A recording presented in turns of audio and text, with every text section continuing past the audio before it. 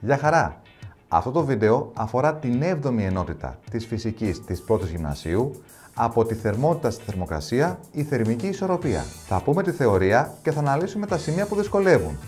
Πάμε!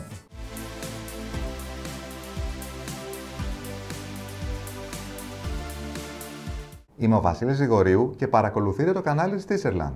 Εδώ δημιουργούμε βίντεο για τη φυσική του δημοτικού, αλλά και τις μεγαλύτερες τάξεις. Τι είναι θερμοκρασία, τι είναι θερμότητα, τι είναι θερμική ενέργεια, τι είναι θερμόμετρα. Όλα ξεκινούν από θερμ και μοιάζουν σαν 2 σταγόνες νερού. Ή τέλος πάντων 4 σταγόνες νερού. Είναι έτσι όμως? Για να δούμε. Βάλε επιπλέον χοντρή ζακέτα. Έχει ψύχρα σήμερα. 0 βαθμούς Κελσίου λένε οι ειδήσεις. Σου λέει η γιαγιά.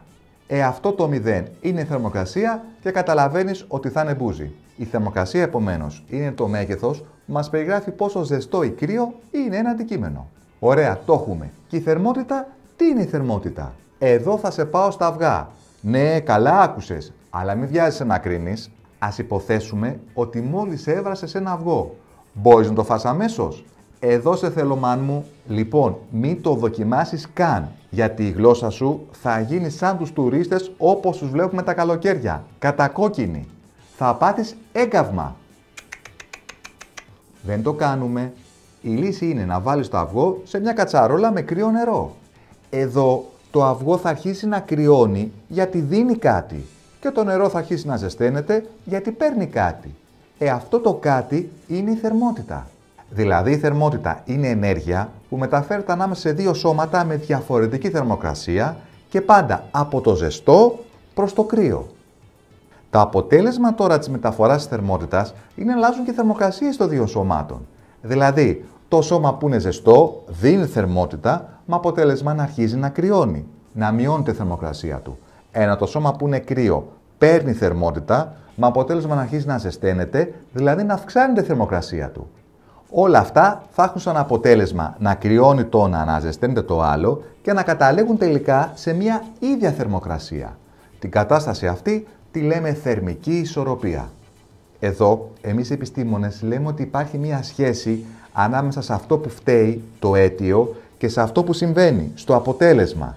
Αίτιο είναι διαφορετικές θερμοκρασίες που έχει σαν αποτέλεσμα να μεταφέρεται, να ρέει, θερμότητα.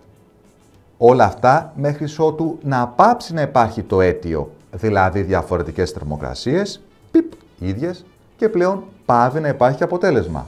Δεν ρέει η θερμότητα.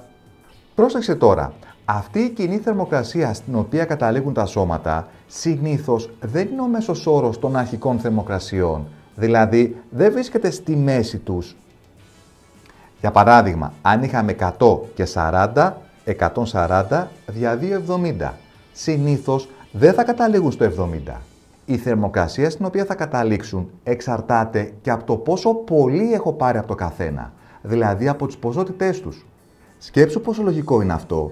Για παράδειγμα το καλοκαίρι, άμα ανοίξω το ψυγείο και πάρω ένα μπουκάλι με κρύο νερό και μέσα σε αυτό ρίξω ένα κουταλάκι από νερό της βρύσης, δεν θα ζεσταθεί και ολόκληρο το μπουκάλι το νερό, θα επηρεαστεί ελάχιστα.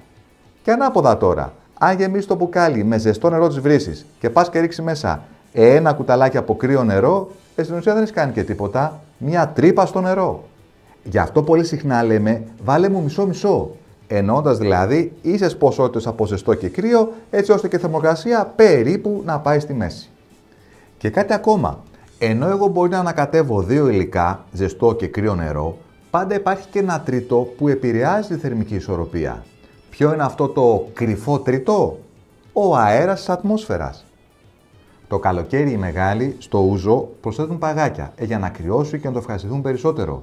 Αν περάσει όμως αρκετή ώρα με το λέγε, αρχίζουν και λιώνουν τα παγάκια, κάνουν τα αφήσεις, τελικά όλο αυτό ζεσταίνεται. Γιατί υπάρχει η ζεστή ατμόσφαιρα του περιβάλλοντος.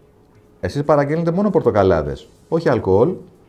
Όλα αυτά μπορούμε να τα δείξουμε και με μια γραφική παράσταση. Συνηθίζουμε στον κατακόρυφο άξονα να γράφουμε τις θερμοκρασίες και στον οριζόντιο το χρόνο.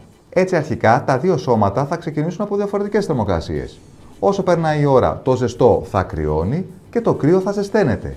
Θα καταλήξουν όμως σε μια κοινή θερμοκρασία και τότε θα λέμε ότι έχουν φτάσει σε θερμική ισορροπία.